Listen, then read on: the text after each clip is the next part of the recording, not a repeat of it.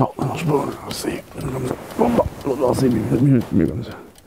Non, c'est le dos, c'est bien comme ça.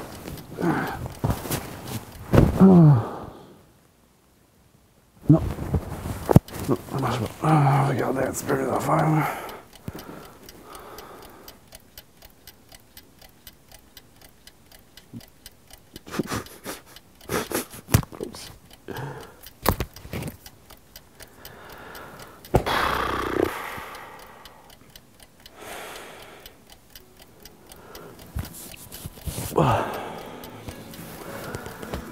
J'arrive vraiment pas à dormir. Je pense que je suis aussi bien de faire ma capsule. Aujourd'hui, on parle du sommeil.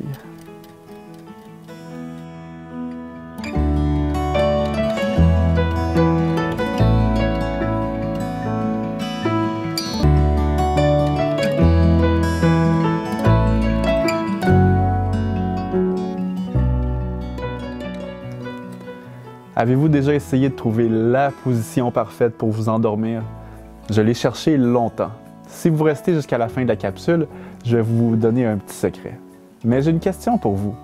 Est-ce que vous pensez que les troubles du sommeil, c'est une cause ou un effet de la dépression? La réponse, c'est les deux. Mais en réalité, que ce soit l'insomnie ou l'hypersomnie, c'est-à-dire dormir trop, ce sont deux conditions qui peuvent vous pousser à faire une dépression. En réalité, ceux qui souffrent d'insomnie ont 40 fois plus de chances de développer la dépression que ceux qui n'en souffrent pas. Même chose pour l'hypersomnie, on a beaucoup plus de pourcentage de chances de développer un problème de santé mentale.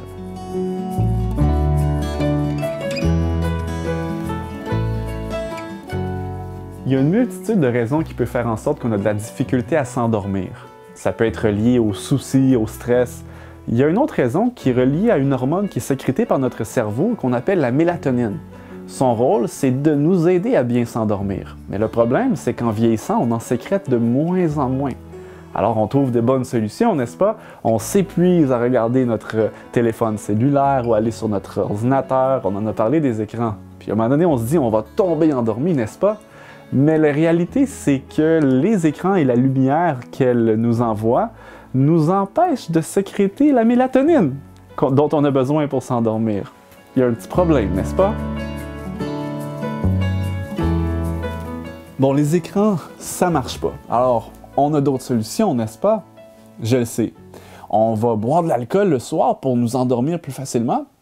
Et puis le matin, si on a de la difficulté à nous réveiller, on va prendre beaucoup de caféine. On a réglé notre problème. Ben non, vous le savez que je ne vais pas vous dire ça quand même.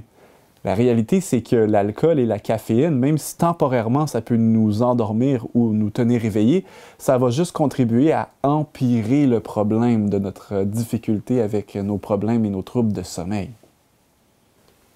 Bon, là, vous me dites, ça va, Chani, on a compris. Il faut qu'on dorme bien là, pour pouvoir avoir une meilleure chance de gérer notre anxiété, notre dépression ou de ne pas tomber dedans.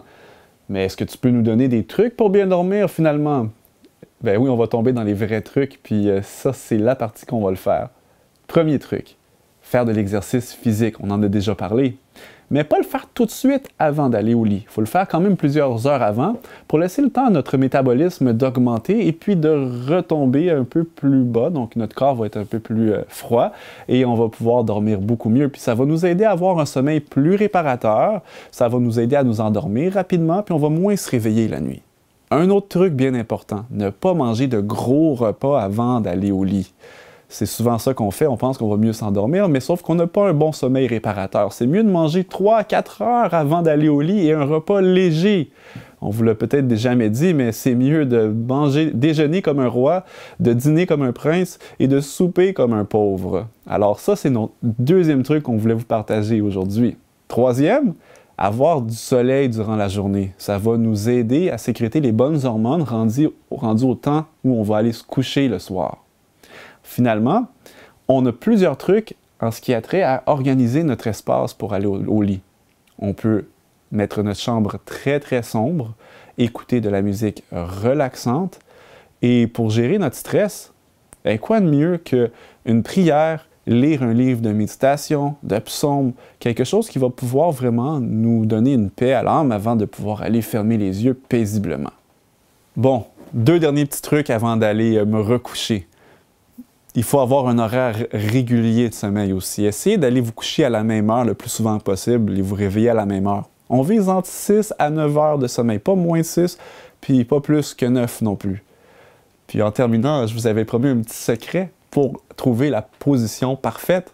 Ben, la réponse, c'est qu'elle n'existe pas vraiment, mais du moins, trouver une position que vous allez être confortable et après, il faut la tenir pendant 20 minutes.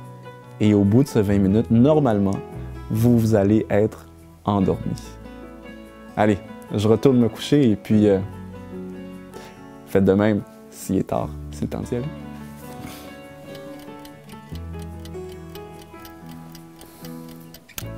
Ah, c'est vrai, les lumières. Bon, pas bouger pendant 20 minutes. Pas bouger pendant 20 minutes.